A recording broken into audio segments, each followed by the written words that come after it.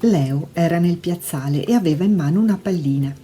La buttava per aria e la acchiappava, e poi la ributtava e la riacchiappava. La Lia stava a vedere e la mamma leggeva. «Se sei capace di pigliare la palla ti do 20 lire», disse Leo alla Lia. La mamma alzò la testa dal libro. «Ma se non le hai 20 lire?» «No, ma sono sicuro che la Lia non riesce a prendere la palla. E se per caso riuscisse, che cosa faresti tu?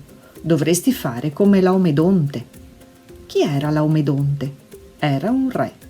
E che cosa faceva? Prometteva senza mantenere.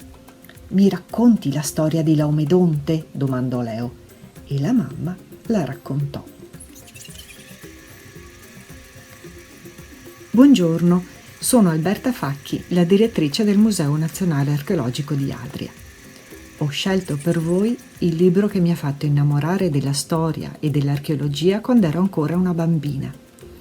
Era il mio libro preferito, l'ho tenuto come un tesoro e quando sono diventata mamma l'ho letto al mio bambino. Si chiama Storie della storia del mondo ed è stato scritto da Laura Orvieto. Nel libro la mamma di Leo e Lia racconta loro le antiche storie dei Greci, della città di Troia e del re Laomedonte, del principe Paride e di un'orsa, del principe Agamennone e del principe Menelao, della bellissima Elena e dei suoi pretendenti, e di che cosa fece il re di Sparta quando tornò a Sparta, del viaggio a Troia del re Ulisse, che a combattere non ci voleva andare e si finse pazzo finché Palamede lo scoprì.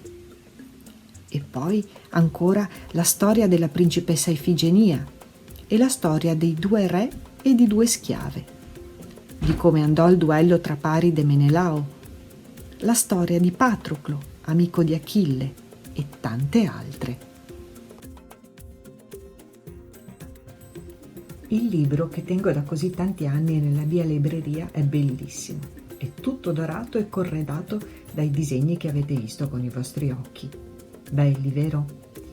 Io del principe Menelao mi ero un po' invaghita quando ero bambina. E sapete che cosa mi è successo?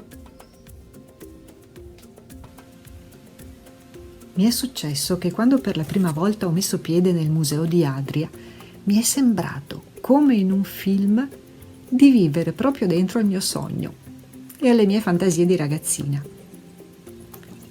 Nel museo ero circondata dai personaggi del mio libro più amato e gli antichi li disegnavano proprio così come nel mio libro.